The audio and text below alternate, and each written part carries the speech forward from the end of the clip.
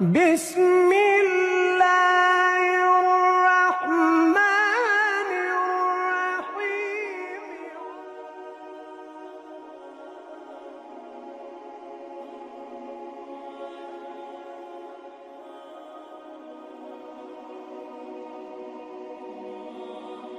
السلام علیکم ورحمۃ اللہ وبرکاتہ۔ ناظرین محترم، اللہ تعالیٰ آپ سب کو اپنی حفظ و امان میں رکھے، ایمان پر ثابت قدم رکھے اور ہمیں وہ بصیرت عطا فرمائے جس سے ہم حق کو پہچان سکیں، آمین یا رب العالمین۔ ناظرین کرام، ایک بات ہمیشہ یاد رکھیں کہ اقتدار کا اصل امتحان تلوار سے نہیں انصاف سے ہوتا ہے۔ جب طاقت عدل کے تابع ہو جائے تو معاشرہ سنورتا ہے، اور جب عدل طاقت کے تابع ہو جائے تو امت بکھر جاتی ہے۔ یہی اصول حضرت علی رضی اللہ عنہ کی خلافت کی بنیاد بنا۔ پچھلی ویڈیو میں ہم نے بات کی تھی جنگ جمل کے بعد کی صلح اور امن کی کوششوں پر۔ وہ وقت جب امت زخمی تھی مگر حضرت علی رضی اللہ عنہ نے اتحاد اور اصلاح کی راہ اپنائی۔ آج ہم بات کریں گے خلافت علی رضی اللہ عنہ کے دوسرے سال کے ایک نہایت اہم مرحلے پر، یعنی بصرہ میں انتظامی اصلاحات پر۔ ناظرین کرام، جنگ جمل کے بعد بصرہ کے حالات نہایت نازک تھے۔ شہر کے مختلف طبقات کے درمیان بد اعتمادی پیدا ہو چکی تھی، بیت المال میں بد نظمی، عدلیہ میں کمزوری اور حکومتی نظم و ضبط تقریباً ختم ہو چکا تھا۔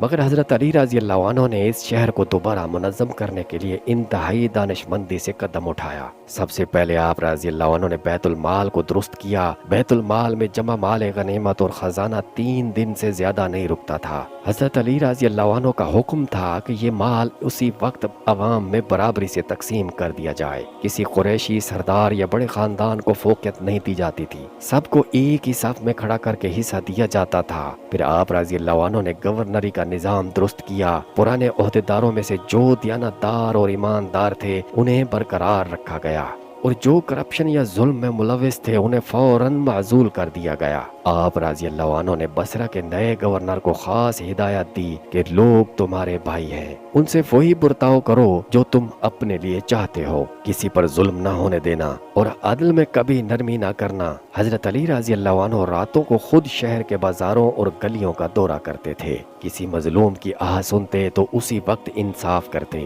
ایک مرتبہ ایک بیوہ عورت نے بیت المال کے دروازے پر آ کر کہا، میرا شوہر جنگ میں شہید ہو گیا، میرے بچے بھوکے ہیں۔ حضرت علی رضی اللہ عنہ نے خود اپنے ہاتھ سے بیت المال کا قفل کھولا اور کہا، یہ مال تمہارا حق ہے، علی رضی اللہ عنہ کا نہیں۔ ان کی عدل پسندی اور خوف خدا کا عالم یہ تھا کہ ایک دن آپ رضی اللہ عنہ نے اپنے گورنر کو خط لکھا، تمہارے علاقے سے یہ خبر آئی ہے کہ وہاں ایک تاجر کے ساتھ ظلم ہوا ہے، اگر یہ بات درست نکلی تو تم پر اللہ کی پکڑ سخت ہوگی، عدل قائم کرو کیونکہ عدل حکومت کی زینت ہے۔ ناظرین کرام، بصرہ میں یہ اصلاحات محض حکومتی تبدیلی نہیں تھی بلکہ ایک روحانی بیداری بھی تھی۔ عوام کے دلوں سے خوف نکل گیا تھا، عدلیہ مضبوط ہوئی، بیت المال شفاف ہوا اور لوگوں کو احساس ہوا کہ خلافت علی رضی اللہ عنہ دراصل ایک نظام عدل ہے۔ یہی وہ سال تھا جب امت نے ایک بار پھر سانس لیا۔